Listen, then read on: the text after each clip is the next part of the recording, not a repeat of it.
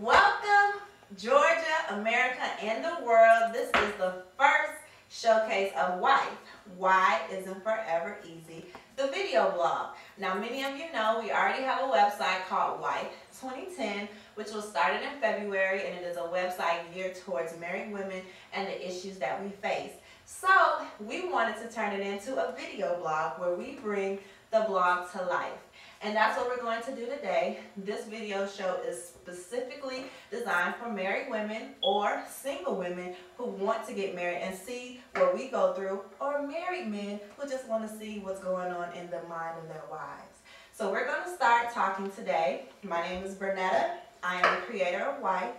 I have been married 6.5 years, or 7 years this year, and been with my husband for 10 years. And we have 2 wonderful children.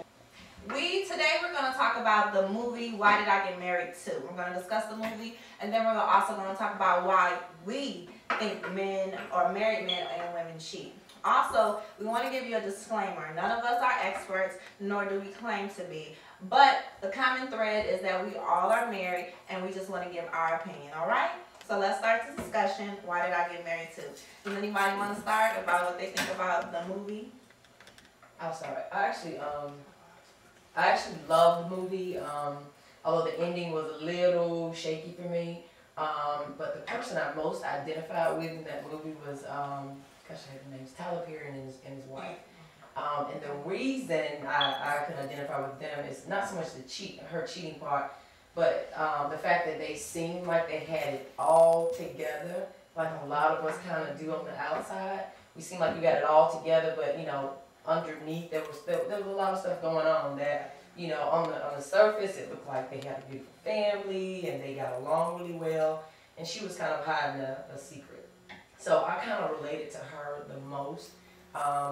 In my life, I think people assume that my husband and I are just like made for each other and perfect and we get along and we laugh, but you know, there's some things that we deal with, and in my personal experience, my husband is the best thing in the world, and April is so hard on him.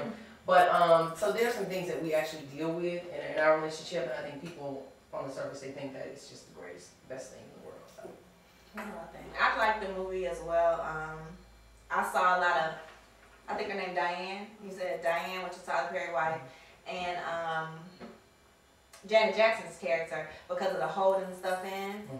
But I do like the movie. I hated the ending, and I'm sorry if you all haven't seen it, but you know, Malik Yoda's character does pass away in the end. And what I hate about that is how she was portrayed. You know, she went in there, she was mad, and at first us as women were like, yeah, get him, you know, tell him off. Yeah. But then how it ended, it's like, ooh, you know, you got to think about your actions, and how when you get angry, you really sometimes need to sit back and like, think about it before you act, because then you can do something that you wish you would regret. And one thing I was talking to my husband about, he didn't like the ending with The Rock, because it made it seem, not because it was a rock, but because it made it seem that all of this happening now, you know, she gets the happy ending. And another thing I didn't like about the ending, but don't get me wrong, I love the movie, but the ending was 1 year later on her. But what about everybody else? Right. They didn't show 1 year later on, did Tyler Perry and his wife actually stay together? What's Jill Scott? Did her husband, did he keep that job? He was mad about her going to the ex, but he kept that job. And then what was the other character? Angie. You know what I mean? So like his phone rang, he had another phone, but was he actually cheating, or did he just get another phone because he gave his wife the BlackBerry? So it left a lot of stuff unended, which made you want to think of your own conclusion. But which could be another. Yeah, which could be a third. So what do you think? You just saw it. Well, for me, I pretty much identified with all of them. I think there's a little bit of each of them in me. There's the one, you know, Angie. She obviously, everybody knows she's the crazy one. She's the one that'll say whatever she wants to say and let people just deal with their own emotions. You know, and I think at times I can get like that too. You can? But, yes. And for Patricia is usually she's the mother figure. She seems to kind of try to obviously keep everybody together and keep everybody in a mindset of trying to work stuff out. Jill Scott, I forgot what her character's name was, but she's more in the sense of the loner. She kind of, it takes everybody else to kind of pull her into situations and stuff like that. I think for me, she's the one that needs to be babied the most. The Jill Scott character? Yeah. For Diane is, I think she's like number 2 as far as if you categorize them.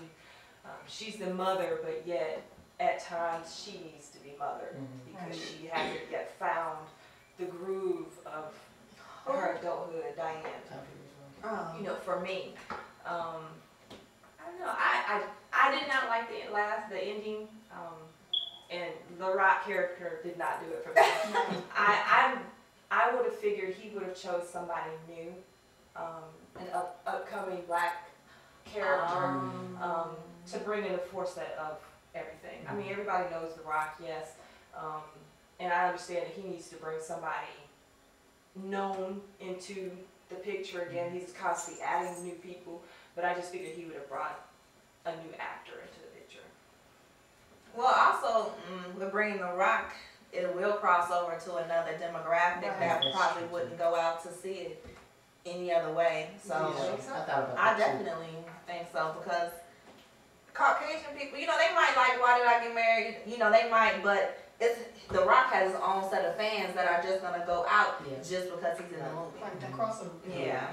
And to be honest with you, I mean, I know when we went to see the movie, there were more Caucasian people in the movie theater than there were African Americans. Oh, wow. Which I don't want to say surprised me, because I think in the long run they are curious to know what our life is about or what we portray our life is to be about. But there were actually more Caucasians in there than there were African Americans. Well, that's pretty cool. Well,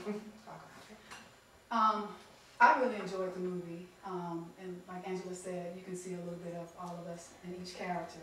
I can identify more myself with Janet's character because I'm the type of person that feels like I can be everything to everybody, and sometimes I nurture myself in the midst of doing that. So I saw myself a lot in Angela's character. But one thing that I did discuss with my husband that was truly apparent was that it seemed like the women were the ones with the major issues versus the men having the problem. And the other thing was that a lot of them, especially Malik's character, he was trying to be more nurturing to his wife and trying to pull out what the issue was and how to, you know, the best to be there for her. But in spite of all of that, no matter what he did, he couldn't bring her to terms with what happened and to bring that bond that would, you know, bring that marriage closer together. So, but it's amazing how a lot of times you can look at everybody else's marriage, you know, with Janet Jackson's character, and not identify with what your major issues are in your marriage. You know, when you a lot of times when you're pouring out to everybody else, you forget about how to nurture and take care of your own marriage. So I think that the movie was excellent. I think that, you know, it gives everybody an idea about some of the things that you need to look at in your own marriage and see where you really fit in and what you really need to work on. I didn't even think about when you said that it was shown from the woman's perspective. Oh, with the woman's issues, because the last movie, I guess they all kind of had issues, but it was dealing with Tasha's husband or Angie's husband cheating, and then Jill Scott's husband, and you know, just. But I didn't even think about it. Was a lot of the women had issues too. So yeah, that's a good point. And one thing I want to talk about that I wrote on the blog was Jill Scott's ex-husband. He was sick, but in the beginning of the movie, you saw him want to come back, and you think, at first you're like, oh, he missed her, but that didn't mean I wanted them to get back together. I still think she was good with Troy, but he was sick, and so he came back because he knew that she was the nurturer. So it made me think, once I left the movie, would he have really came back, or would he have really missed her if he wasn't sick and needed to be taken care of? Because the girl he left his wife for obviously wasn't taking care of him. So that made me kind of think I didn't really feel sorry for him as much because he just came back because he had cancer, you know. But I think